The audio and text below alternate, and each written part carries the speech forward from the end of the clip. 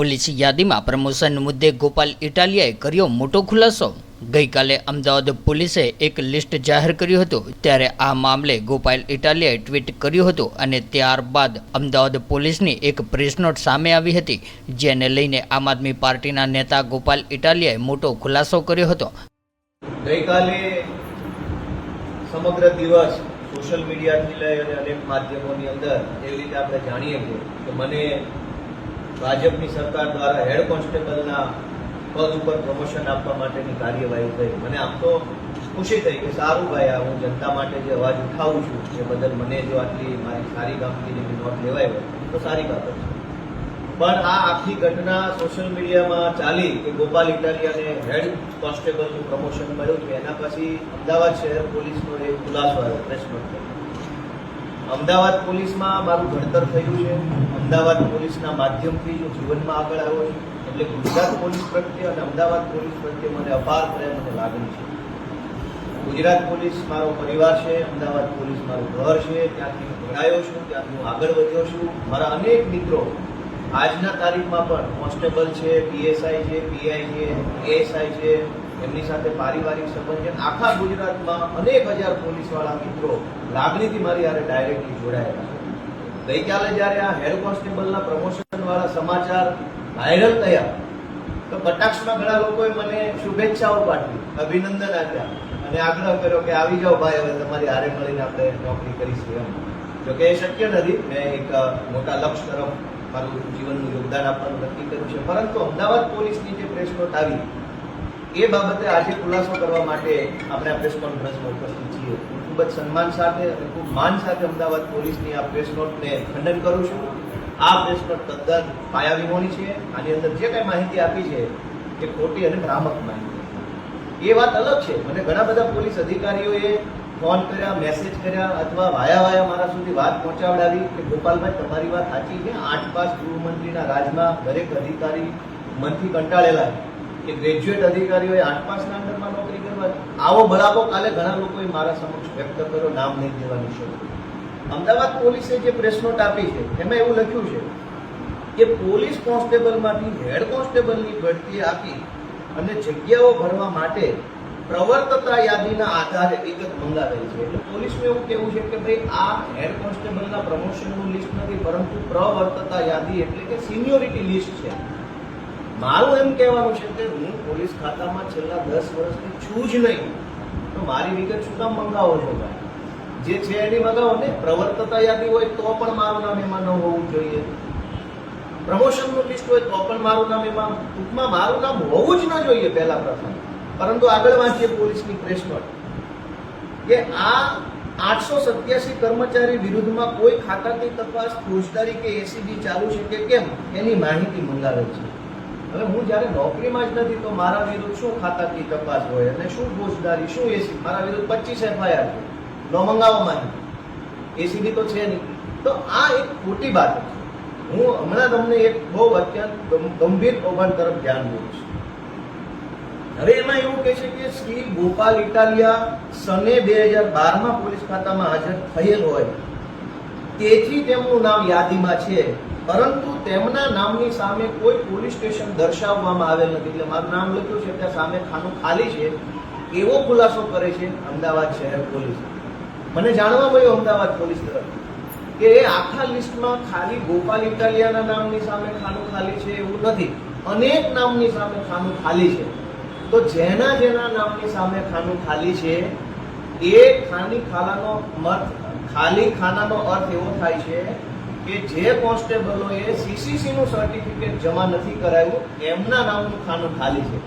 કેમ કે કેટલા એવા કોન્સ્ટેબલને હું ઓળખું છું જે ચાલુ નોકરીમાં છે છતાંય ખાનું ખાલી છે।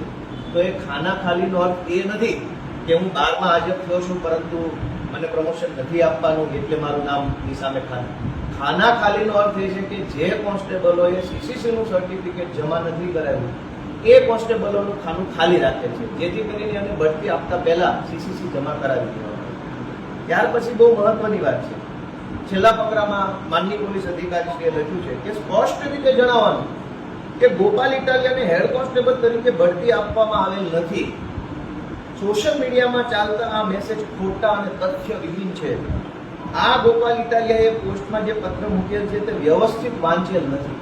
મારું એવું જ માનવું છે કે અમદાવાદ શહેર પોલીસના અધિકારીએ પત્ર વ્યવસ્થિત વાંચેલ નથી. હું એ જ કહું છું જે એ કહે છે. મારા બંનેનું કહેવાનું એક જ છે કે એણે પત્ર વ્યવસ્થિત વાંચેલ નથી. મને ગોપાલ ઇટાલિયાની હેડ કોન્સ્ટેબલ તરીકે બઢતી આપવામાં આવેલ નથી. એના કરતાં પણ ગંભીર સવાલ એ છે કે ગોપાલ ઇટાલિયા રાજીનામું જ્યારે આપ્યું ત્યારે પોલીસ કોન્સ્ટેબલ એટલે કે પોલીસ લોકરક્ષક તરીકે ફરજ બજાવતા હતા. એટલે કે 5 વર્ષના ફિક્સ પગારના પ્રોબેશનમાં હું નોકરી કરતો હતો. જો હું 5 વર્ષની નોકરી પૂરી કરું તો 5 વર્ષના અંતે મને રેગ્યુલર પે સ્કેલ એટલે કે કાયમી નોકરી એટલે કે કોન્સ્ટેબલ તરીકેની મને ડ્યુટી સોંપવામાં આવે. હું જ્યારે રિટાયર્ડ થયો મેં રાજીનામું આપ્યું ત્યારે હું કાયમી નોકરીના કોન્સ્ટેબલ તરીકે ફરજ નહોતો બજાવતો, પરંતુ 5 વર્ષના ફિક્સ પગારના કર્મચારી તરીકે નોકરી કરતો હતો. મેં 5 વર્ષ પૂરા કર્યા જ નથી પોલીસ ખાતામાં, એટલે મને કાયમી કર્મચારી તરીકે કોન્સ્ટેબલનો ક્યારેય પણ ડ્યુટી મળી જ નથી. જો હું કોન્સ્ટેબલ જ જીવનમાં કાયમી નથી બન્યો તો પછી કોન્સ્ટેબલમાંથી હેડ કોન્સ્ટેબલ શું કામ બનાવે છે? તો સૌથી ગંભીર ભૂલ એ છે કે હું ક્યારેય 5 વર્ષના ફિક્સ પગાર પૂરો કરીને કાયમી પગારના કોન્સ્ટેબલ તરીકે નિમણૂક પામ્યો નથી. તો આ કાયમી પગારના કોન્સ્ટેબલની લિસ્ટમાં મારું નામ શું કામ આવ્યું? હું હેડ કોન્સ્ટેબલ બન્યો ના બન્યો છોડી દો, પણ મને કાયમી પગારનો કોન્સ્ટેબલે બનાવી દીધો. મેં 2015માં રાજીનામું આપ્યું છે. મારી સાથેના તમામ લોકરક્ષકો 5 વર્ષના ફિક્સ પગારવાળા લોકરક્ષકો છે એને 2017માં કાયમી પગારના કોન્સ્ટેબલ બનાવવામાં આવ્યા. તો 2017માં હું નોકરીમાં જ નહોતો, છતાંય મારું નામ કાયમી પગારના કોન્સ્ટેબલોના લિસ્ટમાં કેવી રીતે આવ્યું? હવે સૌથી મહત્વની અને ગંભીર બાબત પ્રત્યે ધ્યાન દો કે ગોપાલ ઇટાલિયાનું નામ આવી ગયું, રાજકારણ થઈ ગયું, 8 પાસ ગૃહમંત્રી, એ બધા સવાલો છોડી દઈએ, કઈ વાંધો નહીં. આ આખા લિસ્ટને મેં ગઈકાલે ધ્યાનથી વાંચ્યું અને મારા કેટલાક પોલીસવાળા મિત્રો અધિકારીઓના સામેથી ફોન આવ્યા, મેં ફોન કર્યા તો મને એવું જાણવા મળ્યું કે આની અંદર ખાલી મારું એટલું નહીં, અનેક એવા નામ છે કે જે લોકો હાલમાં પોલીસ ખાતામાં નોકરી કરતા જ નથી. 4-5 વ્યક્તિ એવા નામ છે કે જે હાલમાં પોલીસ ખાતામાં તો છે પણ કોન્સ્ટેબલ નથી, પીએસઆઈ છે, પીઆઈ છે અથવા એએસઆઈ છે. જે માણસે કોન્સ્ટેબલમાંથી રાજીનામું મૂકી એએસઆઈની કે પીએસઆઈની ભરતીમાં પાસ થઈ અને અમદાવાદ સિવાયના જિલ્લામાં પીએસઆઈ બની ગયા છે, એનું નામ અમદાવાદના કોન્સ્ટેબલના લિસ્ટમાં કેવી રીતે આવ્યું? જે માણસે પોલીસમાંથી રાજીનામું મૂકીને બીજા ખાતાની નોકરીમાં ચડી ગયો છે એનું નામ અહીંયા ક્યાંથી આવ્યું?